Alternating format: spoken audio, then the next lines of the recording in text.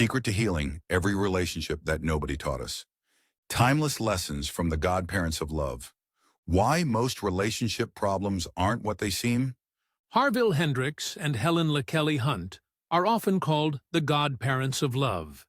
They're internationally renowned relationship experts, co-creators of imago therapy, and authors of the best-selling classic Getting the Love You Want, which has sold over 4 million copies worldwide. Their work has transformed countless relationships, including their own, and what they teach goes far beyond traditional therapy. Most of us think relationship struggles are about communication, compatibility, or choosing the wrong person. But the real reason is much deeper and surprisingly universal. Every person is born with joy. Babies don't learn to smile. They just do. That joy comes from the natural connection we feel with the world and the people in it. But at some point, very early on, something breaks that connection. A caregiver doesn't respond. We feel unseen.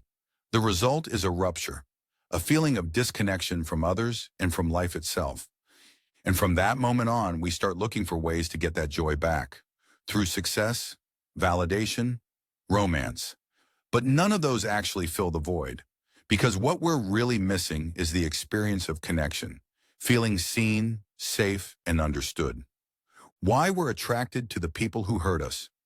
Here's the paradox. We are drawn to people who mirror the parent or caregiver who didn't meet our emotional needs. That sounds wild, but it makes sense. Deep down, we're trying to recreate the original wound, but this time, get it right. So we fall in love with someone who unconsciously reminds us of that parent, not to suffer, but to finally heal. And that's why love feels like magic at first, and then slowly turns into conflict. The person we thought would complete us starts triggering all our old pain. The one tool that transforms relationships and maybe the world.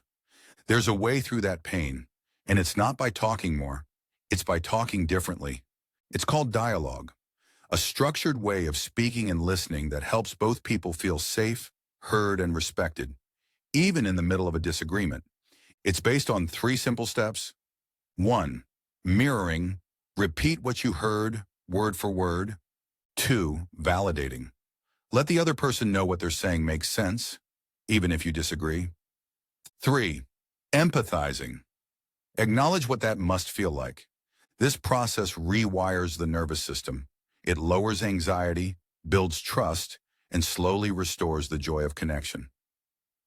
Curiosity, the lost art that heals everything. Most people assume others see the world the same way they do. When they don't, it causes anxiety. We try to fix, argue, convince, all to avoid the discomfort of difference. But curiosity changes that. Curiosity says, what's it like to be you? It says, tell me more. And the moment we become genuinely curious about another person's world, we start to feel connected again. The anxiety drops, the nervous system relaxes, and we enter a space of shared humanity. The 3 stages of every relationship. There's a clear roadmap to how relationships evolve. Stage 1, romantic love. It's the magical phase. Everything feels aligned, effortless, intoxicating, but it's based on fantasy, not reality. Stage 2, power struggle. This is where most couples get stuck. The fantasy fades and we see each other's flaws. We try to change each other, defend ourselves, or shut down completely. Stage 3, real love. This stage is rare, but it's where healing happens. Real love begins when expectations end, when we stop trying to change our partner and start becoming the love we've been searching for. The surprising way to get your needs met. There's a powerful truth. The thing you're craving most from your partner, whether it's affection, attention, respect, is probably the thing they struggle most to give. But here's the twist. When you give that thing to them, your brain registers it as if you received it yourself. In other words, if you want to feel more appreciated, start appreciating. If you want to feel seen, deeply see your partner. This isn't about people-pleasing. It's about healing through giving. How the rupture happens and how to prevent it in our kids. Babies come into the world already connected. They don't earn belonging. They are belonging. But when a parent doesn't respond consistently, the child learns, my needs aren't safe to express. Over time, this builds a survival strategy. Stay small, stay silent, stay safe.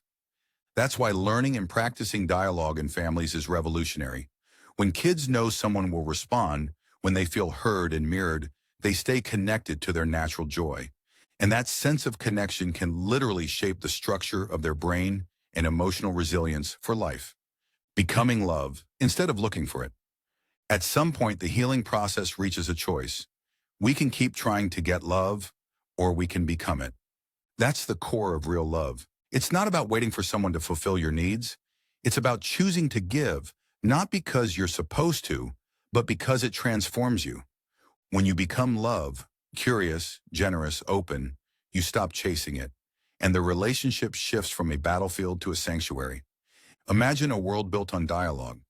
This isn't just about couples. Dialogue could reshape how we relate as communities, cultures, even countries. What if schools taught this as a core subject, like reading, writing, and arithmetic, and relationship? What if CEOs used dialogue to build trust at work? What if political differences were met with curiosity instead of shame? The dream is real, a world where connection is more important than control, where we co-create rather than compete, where being right matters less than being together. Everything we're searching for, peace, love, joy, it's already within us, but we only unlock it in relationship.